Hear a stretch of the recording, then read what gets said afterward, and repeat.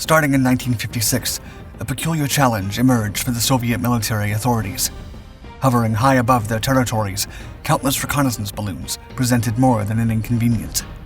These balloons, originating from Western nations, were not merely carrying propaganda leaflets. Concealed within their fabric were the hidden potentials of espionage, armed with the might of reconnaissance equipment and even the prospect of explosives.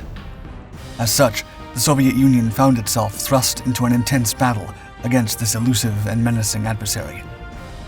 Some of the intrusive balloons managed to penetrate deep into Soviet territory, traveling over thousands of miles.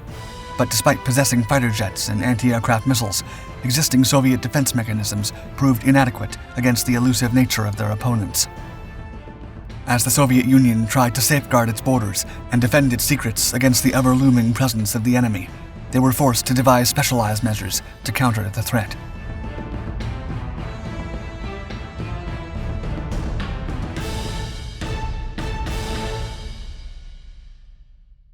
During the late 1940s, balloons regained their appeal for intelligence purposes. For one, Project Mogul aimed to detect the sound of nuclear explosions by carrying microphones to high altitudes. By the early 1950s, the usefulness of high-altitude balloons became apparent, given that they could be equipped with cameras for reconnaissance in areas otherwise inaccessible to aircraft. Thus, Project Moby Dick was born. The Air Force and the CIA collaborated on two audacious programs in the 1950s, Genetrix and WS-461L, with the objective of flying sophisticated reconnaissance cameras over the Soviet Union. Genetrix, also known as WS-119L, involved the deployment of balloons over Western Europe to float across the Soviet Union. However, the program fell below expectations, with only a fraction of the balloons and payloads recovered. Following the termination of Genetrix, the CIA began using U-2 reconnaissance aircraft in 1956. President Dwight Eisenhower personally approved each U-2 mission, considering them highly provocative and equivalent to acts of war. And indeed, the Soviets were not amused. In early 1956, there was a significant increase in spy balloon activity, with nearly 3,000 balloons launched. During a particular period, from August 11th to September 14th, 1975, 11 drifting balloons were detected above Soviet territory, at altitudes ranging from 36,000 to 46,000 feet. To bring them down, Soviet air defense troops would have to deploy specially built interceptors. Sometimes as many as a dozen aircraft were needed to down a single balloon. Greater heights. Realizing their radar systems were inadequate for detecting balloons, the Soviets set out to develop new air defense radars capable of spotting these annoying floating objects.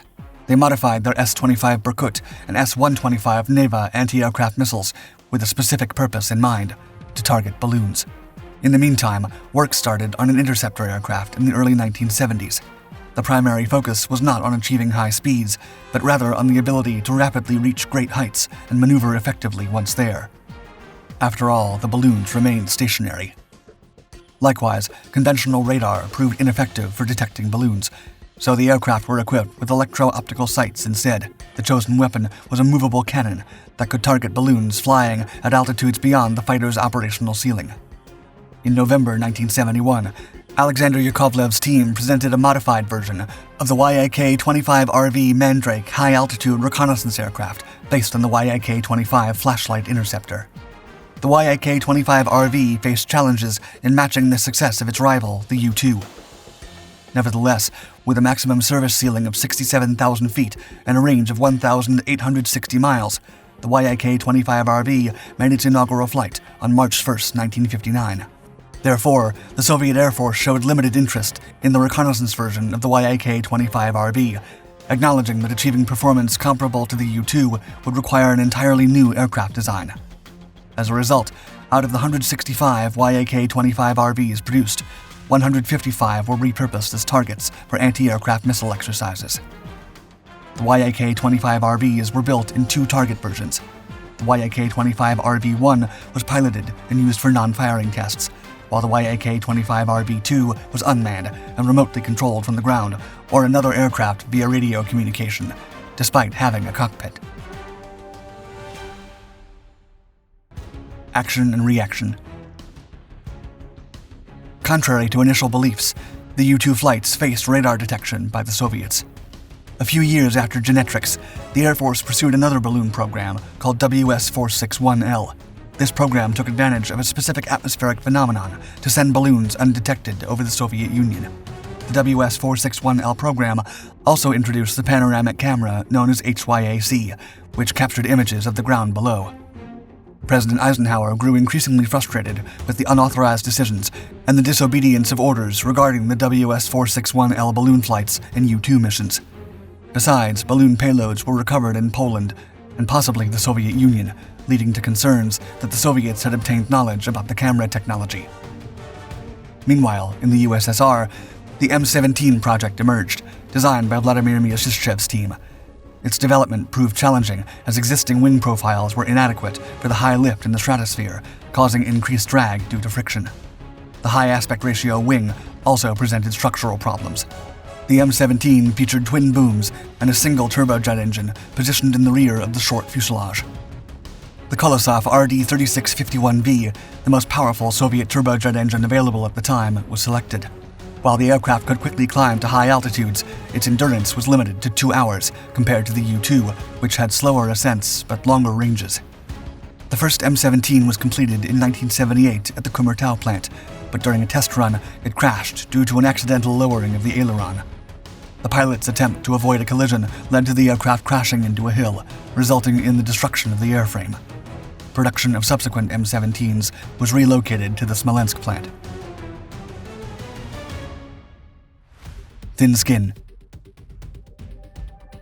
3.5 years after the accident, the second M-17, registered as CCCP-17103, took its first flight on May 26, 1982, piloted by Edward Sheltzoff. It was later observed by a U.S. reconnaissance satellite at Ramenskoye Airfield and given the temporary reporting name RAM-M, later changed to Mystic. The Mystic was equipped with a special sight and rangefinder to detect and track balloons. The sight had the capability to identify balloons with a diameter of approximately 100 feet from distances ranging between 18 to 25 miles, while the rangefinder had a range of 5 miles. Addressing the challenge of aiming at balloons without utilizing the entire aircraft called for a specialized gun turret called the BD-59.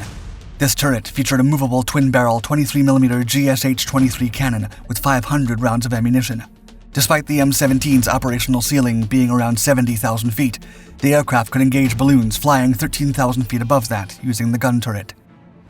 In truth, the Soviet Union had prior experience designing aircraft guns with mechanisms to target a wider range of objectives. Specific projectiles were used to engage balloons effectively. These incorporated sensitive fuses that would activate upon striking the thin skin of the balloon. Once activated, the projectile would create a sizable hole in the balloon's coating, whereas regular ammunition would simply pass through the balloon without causing significant damage. One of the main challenges encountered was the high approach speed of the aircraft towards nearly stationary balloons, leaving very little time for accurate aiming. In addition, the M-17 faced issues such as tail vibration, excessive loads on control surfaces, and ineffective air brakes during its trials. While these problems were gradually resolved, attention quickly began to shift towards developing a new type of anti-balloon weapon. Specific to a fault.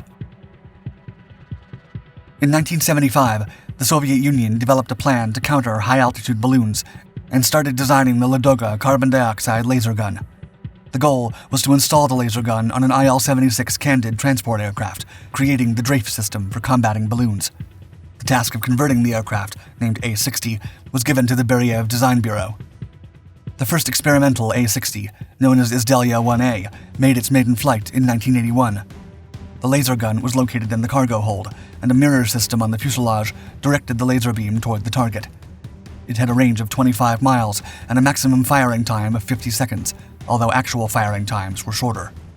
The aircraft's targeting system consisted of a Phasitron NIIR Ladoga radar and a laser locator. It could detect and track balloons from distances of 31 to 44 miles. On April 27, 1984, the A-60 successfully damaged a balloon above the Volsk Aerostat Research Center while flying at 32,800 feet. However, in 1988, the first test aircraft was destroyed in a fire at the Shkolovsky Test Airfield. Testing at the second experimental aircraft, the A-62, or Izdelia-1A2, began in 1991 but was suspended after 2 years due to insufficient funding. Although the Soviet Union's A-60 project aimed to counter high-altitude balloons using the CO2 laser gun installed on an IL-76 Candid, despite some successful tests, the project faced setbacks and was eventually halted due to funding issues. Adapt or perish. According to Russian sources, a staggering 4,112 balloons were identified above Soviet territory between 1956 and 1977, out of which 793 were successfully downed by fighter aircraft. While certain balloons were associated with civilian research organizations, the majority served military purposes, exacerbating the urgency of the situation. Various fighter aircraft, like the MiG-19, MiG-21, Tu-128, Su-15TM, and Yik-28P, were involved in encounters with Western spy balloons.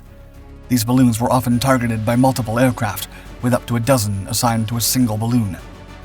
Over time, sightings of these balloons became less frequent, except for occasional periods of increased activity. On some occasions, the equipment carried by the balloons was found destroyed, while one balloon remained intact. Each balloon required a significant amount of munitions, including 1.4 air-to-air missiles, 26 unguided rockets, and 112 cannon rounds. This level of weapon usage became costly when dealing with numerous balloons, considering they carried unknown payloads. The Myasishchev M17 and Beriev A-60 were originally designed as balloon interceptors, but their development was halted due to the decreasing number of balloons in the late 1980s. However, both aircraft were repurposed for other uses. The M17 became the M17RM, or M55, a high-altitude reconnaissance aircraft. The A-60, though no longer used for shooting down balloons, became a laser gun platform employed to disable infrared sensors on enemy reconnaissance satellites.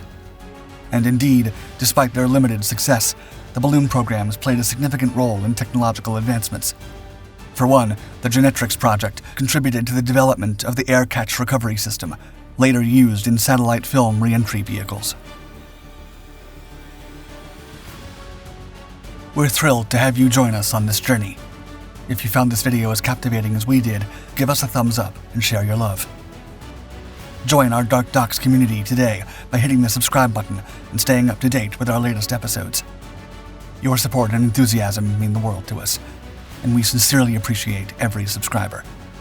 Thank you for tuning in and being a part of our adventure.